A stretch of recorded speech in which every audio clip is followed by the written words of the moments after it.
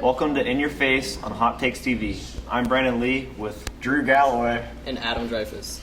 our first topic on In Your Face is going to be the best player in the NBA not named LeBron. Who do you have, Drew? I have Kevin Durant because a lot of people have forgotten about him after his foot injury. And he's kind of underrated for being Kevin Durant. He is underrated, but I don't think that Durant will come back to his how he was before. I don't know if he's going to come back to the same level that he was at before. I have James Harden.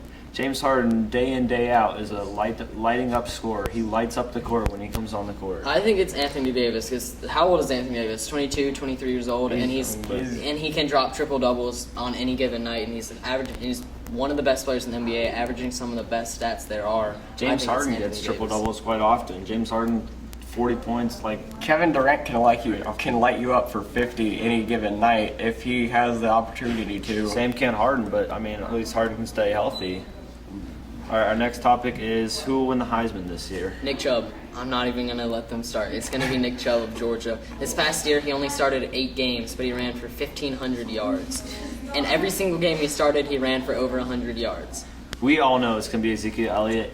Did you see the way he lit up Alabama and Oregon last in the playoff? He absolutely destroyed them. There's no way he won't win the Heisman this year. I think it'll be Trevon Boykin because he's been consistently getting better. He was a receiver his freshman year and then turned back to quarterback once Casey Paul Hall had a drug problem, had to be suspended and go into rehab.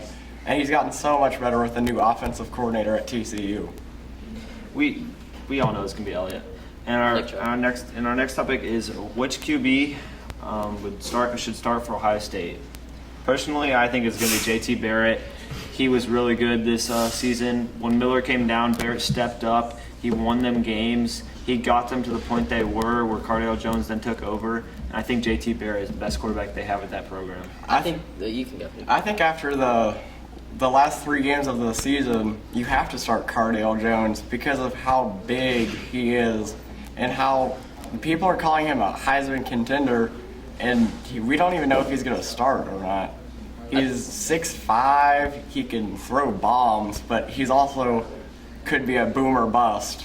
In Braxton Miller's last 26 games, he's 24-2. I think Braxton Miller, yes, he might not be the most flashy. J.T. Barrett may be more flashy than him. He might look a bit better, but Braxton Miller wins the games. Braxton Miller can't J.T. Barrett is so much better at passing, and J.T. Barrett is still a run threat too. I think J.T. Barrett is by far better. I think with Braxton Miller, though, he's a senior, redshirt senior. Yeah. I think he'll bring leadership to the team because he knows, obviously all 3 of them now know how to win, but he has the best record when it comes to winning. When Braxton Miller played in bowl games, he was never that good. We saw Cardale Jones, he did really good in bowl games. We saw J.T. Barrett when he was playing good teams, Michigan State stuff.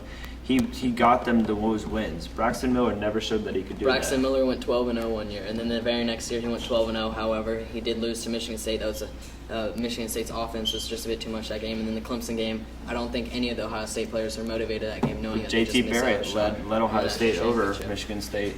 Really, though, whoever wins that job is inheriting a great roster. They definitely will be good. All 3 are deserving.